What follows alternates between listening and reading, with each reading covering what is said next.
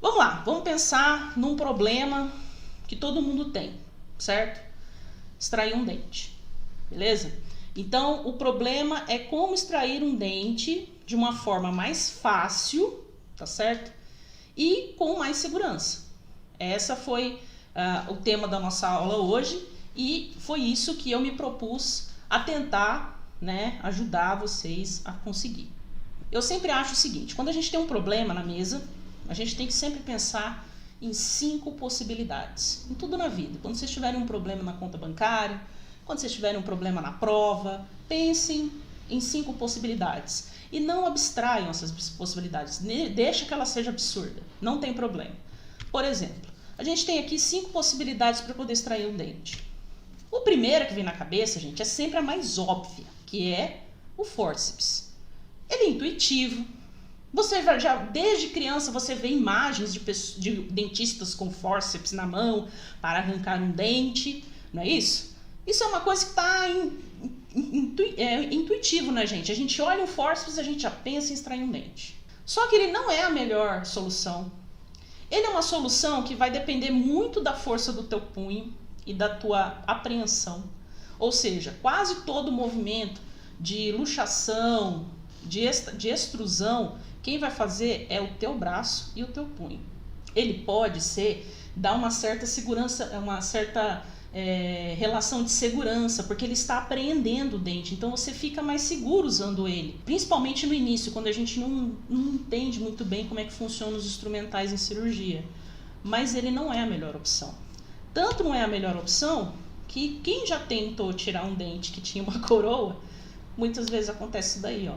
Na hora que você começa a fazer os movimentos de luxação, a coroa solta, ou então aquele dente já apresenta alguma debilidade na coroa, e aí fratura a coroa, e aí acabou, colega, não dá mais para usar fórceps. E aí o que você vai fazer? Você vai sentar e vai chorar? Não, 5 possibilidades, como a gente está vendo aqui. Então, o fórceps, ele é sim uma ferramenta que você pode usar em alguns casos, mas você não vai conseguir fazer com menos força. Tá? Experimenta fazer 10 extrações no dia usando fórceps para ver como é que tá a sua mão no fim do dia. Se tu toca viola, não toca. Tá? A sua mão vai estar assim, ó, de um jeito latejando. O pulso, então, nem se fala. Então, gente, ela é uma ferramenta que você pode usar em alguns casos, né? Por exemplo, quando você tem um dente do lado ali, daquela extração que você vai fazer, que possui uma coroa protética fragilizada, antiga, que há uma chance de estar mais quebradiça, digamos assim, maior chance de quebrar, e que você vai ter que fazer um apoio naquela região, né, para poder fazer extração, ela pode ser uma alternativa. Mas levando em conta que você tem, ela é limitada, digamos assim, né? Ela é uma alternativa limitada. Esse aqui, gente, antigamente se fazia isso, tá? Odontosecção e osteotomia era feita com cinzel e martelo. Depois que se lançou a alta rotação, né, a rotação com irrigação, é que você começou a usar a alta rotação para poder fazer, usar brocas, né, para você poder fazer cirurgia. Mas antigamente era assim. E inclusive, ainda hoje, nas cirurgias ortognáticas se usa cinzel e martelo. Só que eu não recomendo você fazer isso nas suas extrações, tá? Primeiro, porque a pessoa que estiver recebendo a sua cirurgia vai pensar que você é louco, claro, né? Eu também pensaria. E fora que ela vai sair bem traumatizada, porque esse martelinho, quando bate lá na cuca, vou te falar, meu, cada batida parece que está entrando dentro do cérebro. Então, não é aconselhado, mas é uma possibilidade. Você consegue tirar dente com isso aqui? Consegue. Como que você faz menos força? Até faz, porque você põe o cinzel entre o dente e o osso e vai batendo, né? Você vai compactando o osso ali naquela região, você vai expandindo o alvéolo meio que na força. Você pode fazer isso, uma odontosecção com ele, né, no meio do dente ali, né? Por exemplo, se o dente está com fratura e tal. Agora você deve estar pensando, nossa, a Bianca enlouqueceu, né? Que ela está mostrando cinzel e martelo? Eu falei assim, não, gente, eu estou mostrando que essa possibilidade, ela já foi dita como plausível. As pessoas tiravam dentes com isso daí. As pessoas faziam odontosecção com isso daí. para conseguir fazer luxação, para conseguir fazer extração de dente. Não dá para usar isso hoje em dia. Hoje a gente fala em extrações atraumáticas. Aí surgiram alguns equipamentos para que você conseguisse fazer essas extrações atraumáticas. Um deles é o que a gente chama de combinatividade, né? O que eles combinaram aí? Eles combinaram uma lima de endo com uma chavinha daquela de implante, e aí saiu esse negócio aí. É uma chavinha que tem um parafuso, você vai rosqueando, ele trava, né, no dente, mas assim, os movimentos de luxação você vai ter que fazer na mão. E olha o tamanho desse cabo aí, você tem que ter uma beliscadura boa, viu? Sua beliscadura para você fazer os movimentos de luxação tem que ser bom, não é qualquer um que consegue não. Aí eles inventaram um negócio mais, né, mirabolante ainda. Não sei se vocês já ouviram falar dos extratores atraumáticos. Alguém aqui já ouviu falar dos extratores atraumáticos? Comenta aí pra mim, se vocês já ouviram falar. Então assim, o que é o extrator atraumático? Enquanto vocês vão falando pra mim se vocês já ouviram falar, é o seguinte, ele combinou essa chavinha como se fosse um dispositivo, né, que conforme você vai rodando, ele vai puxando o dente, vai puxando essa chavinha aí. E o que acontece? Essa região aqui onde está apoiada no dente, funciona como uma resistência em que você usa para poder puxar o dente meio que na força. Quem já usou sabe que é lindo assim na foto, mas escorrega dentro do dente. Não é todo dente que dá para usar. Dentes plurirradiculares, dentes com 2, 3, 4 raízes, fica mais difícil. Você tem que fazer a perfuração e o acesso ao canal para que você consiga travar a chave. E dentes posteriores pode até machucar a boca do paciente, porque como o negócio é meio grande, para chegar até lá no fundo, é meio ruim. Aqui o pessoal falando, o Alisson falando que já ouviu falar sobre essa chave, né? Esse atraumático. Eles têm usado muito isso aqui, gente, para fazer implante. Por quê? Quando a gente usa, por exemplo, o forceps, em que você está fazendo os movimentos de luxação, certo? O que você está fazendo? Você está batendo o dente na parede palatina, batendo o dente na parede vestibular. Nossa, estou me dando tapa. O que acontece? Você está compactando o osso e expandindo o alvéolo, justamente para que o alvéolo fique maior e o dente saia. Não é só rompimento dos ligamentos periodontais, como todo mundo fala. Não. Quando você faz esses movimentos, você faz uma certa expansão, né, do alvéolo, impactação óssea, porque o dente é mais duro que o osso. A gente vai até falar sobre isso mais pra frente.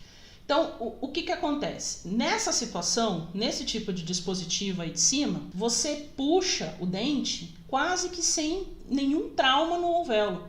Você basicamente, a expansão ela vem pela pressão que você está exercendo sobre a oclusão, para poder, né, a pressão de resistência da oclusão, para você conseguir tirar o dente. Só que esse dispositivo tem uma série de ressalvas. Primeiro, ele é caro, ok? Isso é uma ressalva importante, porque se você for fazer 10 extrações no dia, você tem que ter pelo menos 5 jogos desse negócio aí para você poder usar. Segundo, é um negócio complexo, em que você tem que fazer o acesso do dente, travar a chave, colocar a chave na boca e fazer todo o tracionamento. Terceiro, se o paciente é dentro, fica mais difícil de usar essa chave, concorda? Você não tem os dentes para o paciente morder, vai ficar em cima de mucosa, como é que vai ser a pressão sobre essa mucosa? Não dá, ela fica escorregando, não vai ter a mesma pega. Então ele é limitado, ele é caro e, sinceramente, pouco prático. Então, das alternativas que a gente está tendo aqui até agora, está bem desanimador realmente fazer extração de dente.